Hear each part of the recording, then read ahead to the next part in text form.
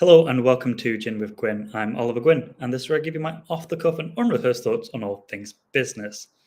And one of the things that I enjoy about doing a weekly vlog, knowing it has to go out on a Sunday, is that quite often you only see the polished end of people's thoughts. You only see the white paper or the long form article. And in doing it this way and having a video that I know I need to record every week, you get to see some of the unfinished thoughts and where they come from and how one thing indirectly leads to another.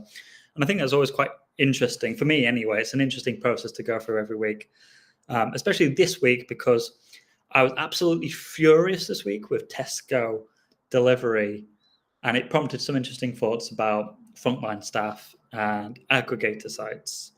So I have an elderly father. Some of my connections on LinkedIn are connected to him, Philip Gwyn. Reach out to him if you haven't spoken to him in a while. I don't know if he's still got LinkedIn, but recently broke his hip. And guess what? His mobility has suffered because of that. We have to have carers in with him at the moment to take care of him. And I am in charge of getting him food. So he orders food, or he did order food, and it was through my account on Tesco, which meant that I could see what he was ordering. I could check that he was getting it regularly, all that kind of stuff. And 2 out of the last 4 times, Tesco have not delivered to him.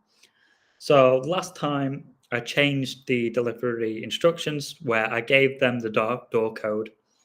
Didn't really want to give them the door code. Didn't feel 100% comfortable doing that, but he'd broken his hip. He couldn't get to the buzzer fast enough, even though he knew when they were coming. So I gave them the door code so they can get up to his floor. I put in the instructions, recently broke hip, may take a few minutes to get to door. Thank you for your patience. All block capitals, because we'd already missed a couple of deliveries. And that's what the lady at Tesco helpline said to do. Put it in all capitals, they can't miss it. And supposedly what happened was they got up there, they knocked on his door, and they did not wait long enough for him to come to the door, which could easily take a couple of minutes. Maybe they didn't hear him calling for him. And I was absolutely furious with them. And on the face of it, it doesn't matter. I was able to reorder for the next day. They came, he's got food. But I was really, really furious with them at the time because this was the second time out of 4. They missed a number of deliveries to him. And in my mind, I have done everything possible so that there is no excuse that my elderly father, who has a broken hip, can't get food because, strangely, he needs food. And it's not just the food. It's the fact that whenever he goes to the door, he is putting himself at risk because he's recently broken his hip. He literally for the delivery. That's how he broke his hip, and he fell a second time going to the delivery. And so he is apprehensive about going there. He's going to go nice and slowly to the door. And just the fact that he's waiting for them basically all day because nobody can be bothered to phone him. His phone is attached to the account. I don't know why they can't phone him, but apparently the driver couldn't wait. So I found the helpline people, and they're apologizing. I appreciate that they can't do anything, and they were perfectly fine. They said, "Hey, you can just order again for tomorrow." I was hoping that they'd be able to phone the driver and that he could just go straight back out and that wouldn't have to wait another day for it. Fortunately, they couldn't do that in this case, and I appreciate that they couldn't do much. For me personally, if anyone from Tesco is watching, I think you should have given me some sort of discount, and I don't normally ask for discount, but in this particular case where it's been like 2 or 3 times, I was absolutely pissed off with you. I was quite happy to switch to Sainsbury's, and I live next to a big Tesco. So the fact that I was that pissed off with you, not a small thing. Ran over, this made me think about frontline staff and how important they still are today. In recent times, we tried to get rid of a lot of frontline staff, especially in the retail space, and replace everybody with screens. And then during COVID, I think a lot of us realized that, hey, these people are actually really important because otherwise I don't speak to somebody all day. I'm not having conversations out in public anymore, and I miss the interaction. But it's very difficult for big corporations because typically these frontline staff are the people who don't get paid the most. A lot of them are on minimum wage, or they are the lowest paid wages compared to the people in the head office. And yet they are the people who can make or break an interaction with your customers. David Hume once observed that a man is more likely to be remembered for one breach of trust rather than 100 acts of kindness. And isn't that true? Everybody always remembers a bad experience, but they don't remember the hundreds of times that you've done everything right. And there's an evolutionary reason behind this. So, evolutionary, we don't really learn from things going well in terms of survival. When everything's fine and everything's comfortable, we don't really learn and progress as a species. But we do need to remember, in order to survive, oh my God, saber-toothed tigers are scary. I need to remember, if I see a saber-toothed tiger, it's not a pet, stay away from it. And so we are hardwired really to remember the bad things in life a lot more than the good things in life, which is a real shame because it dilutes, in a way, all the good and wonderful things that can happen in life. Trust is really hard won, but easily lost, and a single poor experience can poison the well for a customer across your entire business. And I was thinking that this is particularly troublesome or hard for aggregator sites. So things like Airbnb and Uber and all these kind of places, because they don't really employ anybody. As in, if you have an Airbnb, you're not employed directly by them. You are your own person. You can do pretty much whatever you want. Now, they do a number of things, but ultimately Airbnb is a marketplace. They don't have direct influence on their service providers, but they rely on them completely. And the same with Uber and their drivers to deliver customer service. What do they do to try and keep them in line? Well, they've got a code of conduct.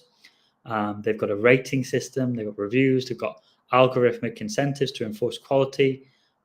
But all of this is without directly managing staff. It's kind of an outsourced frontline workforce. And it creates a tension because the brand promises a certain standard and the execution depends on a huge pool of independent operators with varying motivations and standards.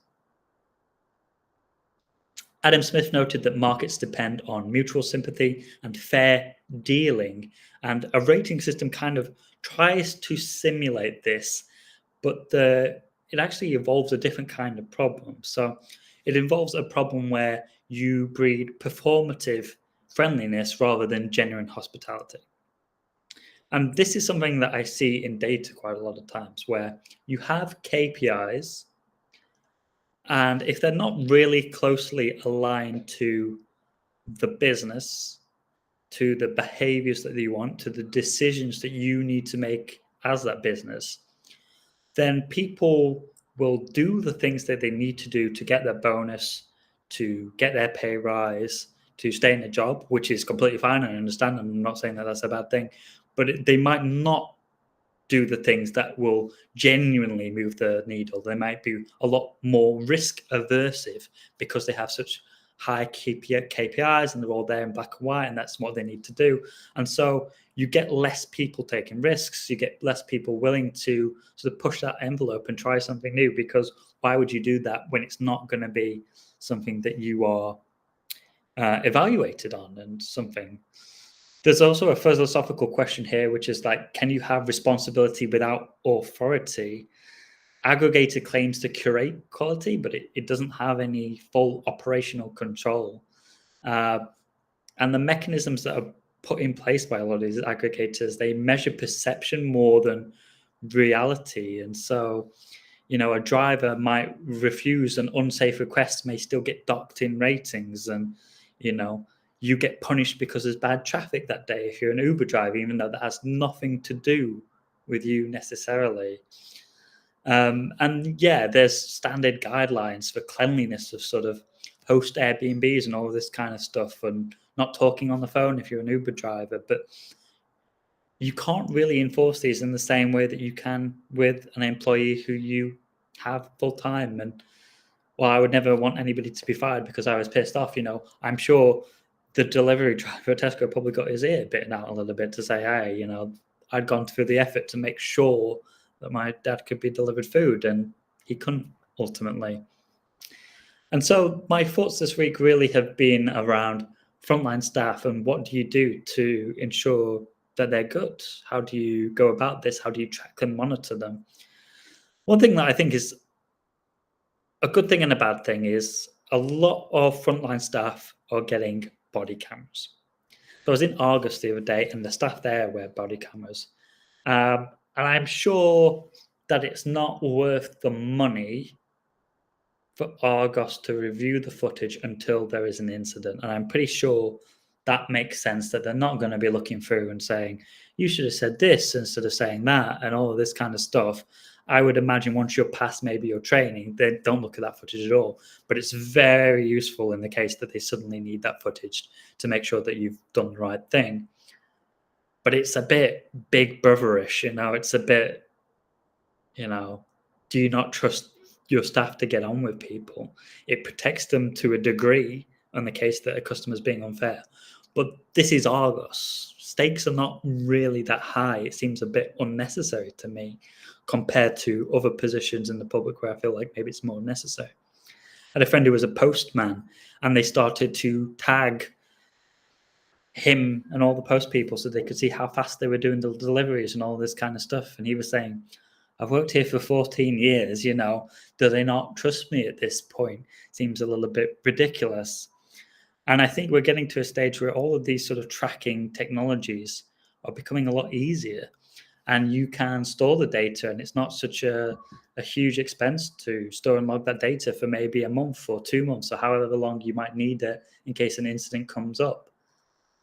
And ultimately, when you have these systems, somebody will start to abuse them. Some companies are going to start looking through your call logs and trying to suggest things. This is already standard practice in sales, where people will call and then somebody will review the calls and say, oh, you should have done this or whatever.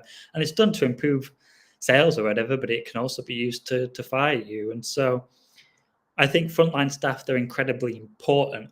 And in a world where you need less of them because technology is taking some part of that job and a lot of things are online, their job is not really to scan things and get things through tills. Their job is customer service first and foremost. They're there to have a chat with people and see how they are and build relationships. More than anything, I would argue that they deserve to be paid more because their job no longer is about get people out of Tesco with their groceries as fast as possible. Their job is to represent your company more and more as we go to a stage where I think more things are digital, then human beings have more emphasis on them to represent your company.